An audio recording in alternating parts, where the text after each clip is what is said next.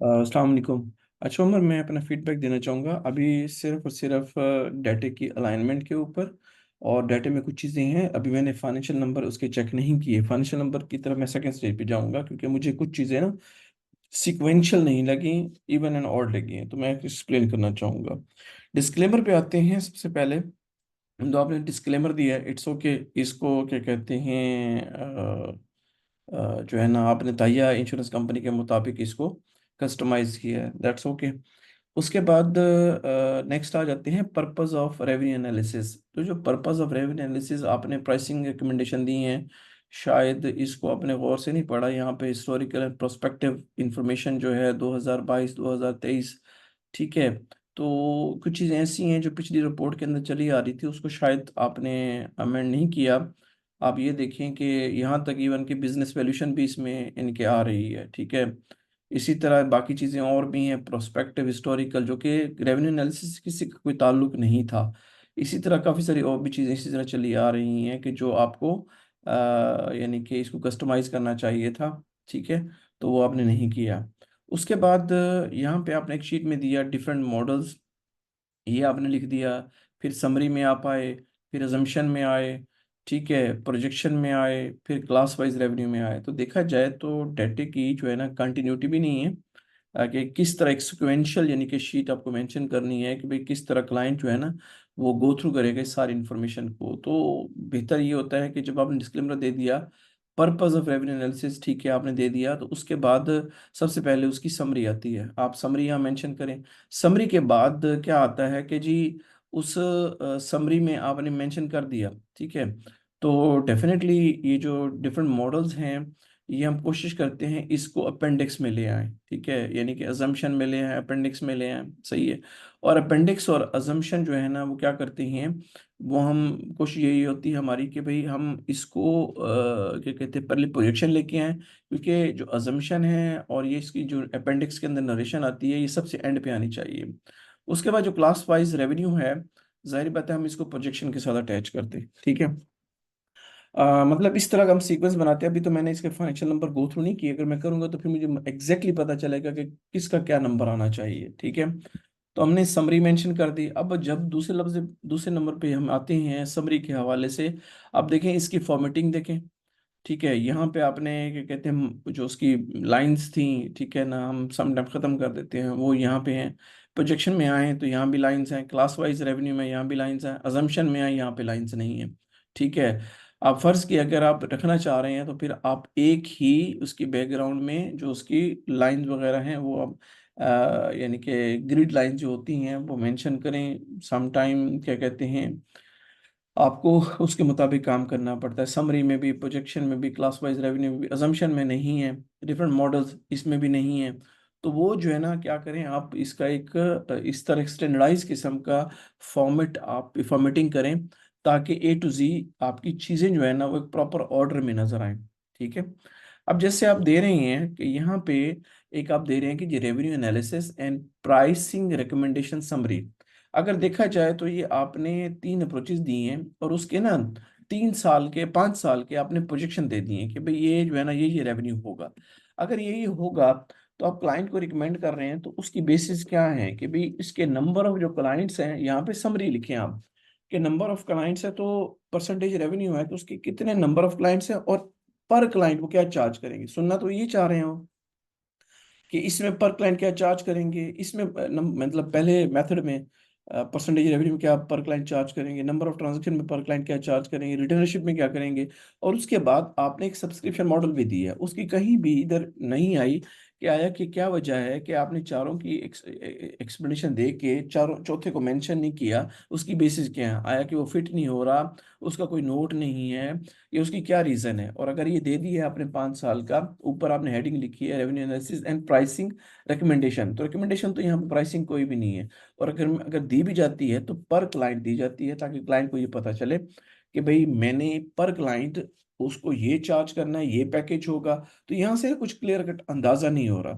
Projection में आए तो प्रोजेक्शन डेफिनेटली आपने वो क्या कहते हैं बना दी, सही है, ये प्रोजेक्शन बनाई है, सही है। अच्छा, इसमें क्या है कि जब प्रोजेक्शन बना लिए हैं तो उसकी समरी के अंदर आप उसकी समरी मेंशन करें। यहाँ पे कोई एज सच वो चीज़ नहीं है कि जिसमें इसको देख के लगे कि हाँ पर क्लाइंट ये होना चाहिए। ठीक है, इसकी बेहतर ये है कि समरी के अंदर आप कुछ चीजें ऐसी मेंशन करें कि जो क्लाइंट को दे वो अंडरस्टैंड हो कि भाई ये रेवेन्यू होगा एक्सपेक्टेड, ये number of clients per year आएंगे, उनकी पर ईयर है तो पर क्लाइंट क्या बनेगा, अगर वो पर क्लाइंट है तो अगर उसकी हमने निकालनी है पर मंथ एवरेज निकालनी है या पर ईयर एवरेज निकालनी है, ये कैसे हमने उसको कैलकुलेशन करनी है, या एक क्लाइंट को हमने क्या प्राइसिंग देनी है या क्या रेट देना है, भले वो बेसिक मॉडल हो स्टैंडर्ड हो क्या हो, और उसमें हमने उनकी क्या इन्हेंसमेंट करनी है, क्या उसकी अपग्रेडेशन है पैकेज की। ठीक है, क्लास वाइज रेवेन्यू डेफिनेटली ये वाली जो चीज़ है ये सपोर्ट कर रही है, प्रोजेक्शन को आप सपोर्ट कर रहे हैं। अब देखें यहाँ पे आती है कि आपने तीन कंपनीज का कंपैरिजन दिया, तो इसका लिखे ये किस चीज़ की है, आपने ऊपर लिखा है ताहिया इंश्योरेंस कंपनी और यहाँ पे क्लास वाइज रेवेन्यू है, शीट में भी कंट्रडिक्शन आ रहा है। ठीक है, कि यहाँ पे आप मेंशन करें कि आपने उनका कंपेटिटर का एनालिसिस किया है, ये कंपेरेबल कंपनीज उठाई हैं, ये आप मेंशन करें। और अगर ये एनालिसिस कर रहे हैं क्लास और कैटेगरी वाइज कर रही हैं तो आप ये देखें कि एक तो ये हो गया, तीन कंपनीज का एनालिसिस हो गया, एवरेज रेवेन्यू लिया। अब एवरेज रेवेन्यू आपने जो लिया है उस कंपनी का पर ईयर वाइज है, पर सर्विस वाइज है, पर क्लाइंट वाइज है, क्या है। इसी तरह लार्ज साइज इंश्योरेंस कंपनी है तो अगर आपने तीन कंपनी मेंशन की हैं तो आपने उनका कंट्रीब्यूशन मेंशन कर दिया कि ये प्रोपोर्शनेट उनका ये शेयर है मार्केट के अंदर। एवरेज क्लाइंट लिखे आपने कि ये क्या है, एवरेज क्लाइंट नंबर ऑफ हो गए, नंबर ऑफ क्लाइंट्स हो गए। अब उनका क्या है कि आपने मेंशन करना है कि अगर थोड़ा सा सीक्वेंस वही चलने दें कि एवरेज रेवेन्यू पर क्लाइंट, ये एवरेज क्लाइंट है ना, तो यहाँ पे आप लिखें एवरेज रेवेन्यू पर क्लाइंट, यहाँ पे आ जाएगा एवरेज रेवेन्यू पर क्लाइंट पर मंथ। सही है, तो उसको ना थोड़ी सी एक अंडरस्टैंडिंग डेवलप होगी, उसकी नरेशन चेंज ना करें, नरेशन एक रखें। ठीक है, यहाँ पे क्या कहते हैं आपने ये चीज मेंशन कर दी, उसके बाद ये अभी मैंने इसके ऑनेस्टली स्पीकिंग फाइनेंशियल नंबर नहीं चेक किए, मैं सिर्फ अभी ओवरऑल डिस्कशन कर रहा हूँ आपके साथ। अब यहाँ पे कुछ और फॉर्मेट आप फॉलो कर रहे हैं जो कि बिल्कुल ही डिफरेंट है। सही है, अच्छा अब आपने यहाँ पे ग्रॉस रेवेन्यू लिख दिया कि परसेंटेज ग्रेस रेवेन्यू की, ये क्या है ग्रॉस रेवेन्यू कि एनुअल, किसको किसको आपने बेस बनाया है कि आपने ग्रॉस रेवेन्यू लिखा। यहाँ पे क्लास वाइज आ रहा है, इस वजह से ये क्लास वाइज यहाँ पे आप ले रहे हैं ग्रॉस रेवेन्यू, यहाँ पे कहाँ पे मेंशन हो रहा है, ये जी ग्रॉस रेवेन्यू है।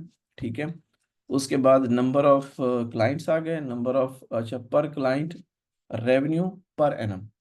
अब थोड़ी सी ये चीज डाउटफुल क्रिएट करती है कि नरेशन क्या दे रहे हैं आप, एक क्लाइंट का रेवेन्यू दे रहे हैं पर एनम के हिसाब से, उसको सिंपली आप लिखें कि एनुअल रेवेन्यू पर क्लाइंट पर ईयर। ठीक है, तो ये थोड़ी सी चीज क्लियर होती है। तो इसकी नरेशन थोड़ी सी ठीक करें। अब आप लिख रहे हैं कि average annual increase in number of clients, annual increase पर क्लाइंट रेवेन्यू। ठीक है, तो नंबर ऑफ क्लाइंट्स दे दिए, अब इसकी नरेशन भी आप ठीक करें। इसकी नरेशन जो आ रही है वो आ रही है percentage share from insurance companies आ रही है। ये जो सब चीजें हैं इनकी एक तो नरेशन ठीक करें, और दूसरा क्या है बाइफरकेशन करें कि आप उसके अंदर अगर ये दे रहे हैं, अब ये देखें ये रिटेनरशिप फी आ रही है, ये आ रही है, तो ये किस कंपनीज का उठा रहे हैं। सही है, उन कंपनीज का मेंशन करें, रेफरेंस दें, क्योंकि यहाँ तक मेरे ख्याल में एक एक डाटा आप क्या कहते हैं सारा सेम लेके आ रहे हैं। ये क्या है मॉडल वाइज है, अगर ये डाटा सेम लेके आ रहे हैं तो ये डाटा डिफरेंट है। अब यहाँ पे क्या कहते हैं सर्विस इन्हेंसमेंट फी, समरी का ये आपने पार्ट नहीं बनाई। अच्छा सीआर इम्प्लीमेंटेशन कॉस्ट, ये समरी का पार्ट नहीं पढ़ाई, इसको उसको क्लाइंट देखना चाहता है ताकि वो एट अ ग्लैंस देख सके कि ठीक है ये क्या है, किस तरह सारा कुछ है। ठीक है, डिफरेंट मॉडल आ गए तो उसकी एक्सप्लेनेशन आ गई आपने दे दी, तो इसको आप थोड़ा सा रिवाइज करें, इसकी क्या कहते हैं फॉर्मेटिंग ठीक करें, मल्टीपल एरियाज हैं जिसके अंदर इंप्रूवमेंट की ज़रूरत है, इसको सही करें, इसको दोबारा भेजें। और फिर मैं क्या कहते हैं क्या करता हूँ कि इसको फाइनेंशियल नंबर रिव्यू करके मैं आपको गो अहेड दूंगा, फिर आप क्लाइंट के साथ शेयर कर दीजिएगा। Thank you very much.